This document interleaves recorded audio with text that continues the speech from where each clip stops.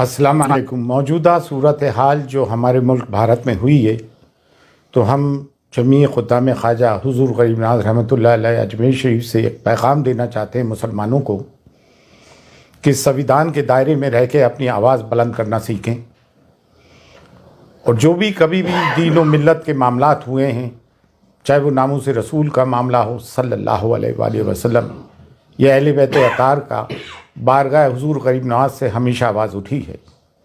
لیکن افسوس جن کا کہ دائرہ سب میں وسیع ہے، درگاہ اور خانقاہوں کا بھارت میں بر صغیر میں، یہاں سے خاموشی کیوں ہے؟ نکل کر خانقاہوں سے ادا کر رسم شبیری، اور یہ وقت مسلکی اختلافات کا نہیں ہے۔ مسلکی اختلافات کو درکنار رکھتے ہوئے، بالا طاق رکھتے ہوئے ہمیں قوم و ملت کے لیے آواز اٹھانی ہے۔ بے شک ہم اس چیز کی سخت مذمت کرتے ہیں جو مہرولی شریف میں بابا قطب الدین بختیار کاکی رحمۃ اللہ علیہ کے قرب و جوار میں جو 700 اور 800 سال پرانی مسجد، مدرسہ، قبرستان ڈھائے گئے ہیں، ہم اس کی سخت مذمت کرتے ہیں۔ یہ اس دور کے قبرستان تھے جو بابا قطب الدین بختیار کاکی جو حضور غریب نواز کے جانشین ہیں، ان کے ہم اثر تھے، خلفاء تھے اور مریدین تھے۔ اتراکھنڈ میں جو کچھ ظلم ہوا، 14 فروری کی تاریخ تھی کورٹ کی، اس سے پہلے ہی آ کے نگر نگم نے سب ستیہ ناش کیا، باقاعدہ مشین گن چلائی گئی مسلمانوں پہ اور ظلم و مظالم اٹھائے جا رہے ہیں۔ ہمیں وہ UCC برداشت ہی نہیں ہے جو ہماری شریعت میں مداخلت کرتا ہو۔ بریلی میں جو توقیر رضا خان صاحب نے آواز اٹھائی، سویدھان کے دائرے میں رہتے ہوئے جیل بھرو آندولن کا آہوان کیا، جو گاندھی جی نے برٹش پیریڈ کے وقت کیا تھا، وہ بھی ایک سویدھانک طریقہ ہے، ہم نے اس کی بھی پرزور حمایت کی ہے۔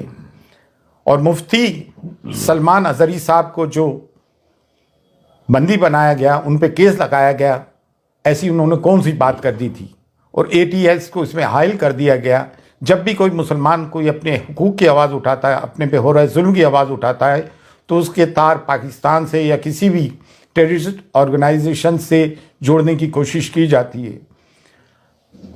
صبر کی، سہنشیلتا کی ایک انتہا ہوتی ہے۔ گزشتہ 10 سال سے میڈیا اینٹی اسلام اور اینٹی مسلم اس پر کارمند ہے، لوگوں کے دلوں میں زہر بھر دیا ہے۔ میڈائیول پیریڈ میں تاریخ میں کیا ہوا، ہسٹری میں کیا ہوا، اتہاس میں کیا ہوا، اس کے ذمہ دار ہم قطعی طور سے نہیں ہیں، پارٹیشن کے ہم ذمہ دار نہیں، پھر ہمارے پر یہ مظالم اور ظلم کیوں اٹھائے جا رہا ہے؟ ہندوستان میں ڈائیورسٹی ہے، تمام پھولوں کا ایک گلدستہ ہے، صرف ایک گیندے کا پھول ہی کیوں؟ اس میں چمیلی بھی ہے، چمپا بھی ہے، موگرا بھی ہے، گلاب بھی ہے، سب کو لے کے بھارت بنا ہے ہمارا۔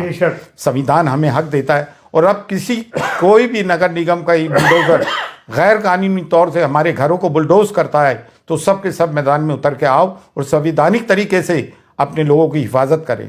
یہ بلڈوزر کی راجنیتی انہوں نے اسرائیل سے سیکھی ہے۔ پھر نیالیہ کس کام کے، عدالتیں، کورٹ کس کام کی؟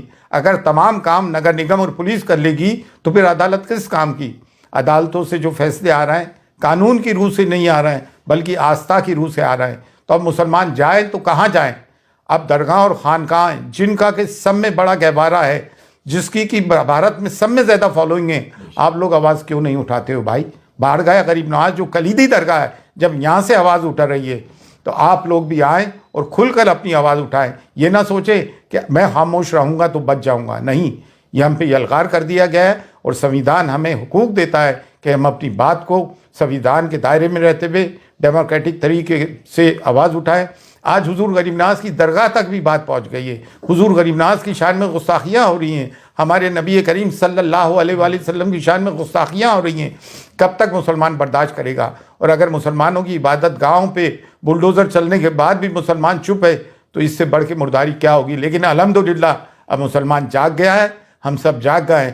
بارگاہ حضور غریب نواز سے بھی صدا بلند ہوتی آئی ہے، اور اب پرزور بلند ہو رہی ہے کہ اٹھو اور اٹھ کے ظلم کے خلاف آواز اٹھاؤ۔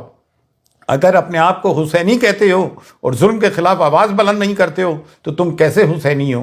مسلکی اختلافات اپنی جگہ ہیں، لیکن ملت کی بنیاد پر مسلکی اختلافات کو بالائے طاق رکھو، اور جو لوگ بول رہے ہیں ان کی حمایت کرو، آؤ اور بولو مسلمانوں کے ظلم کے خلاف۔ فی امان اللہ، اللہ حافظ۔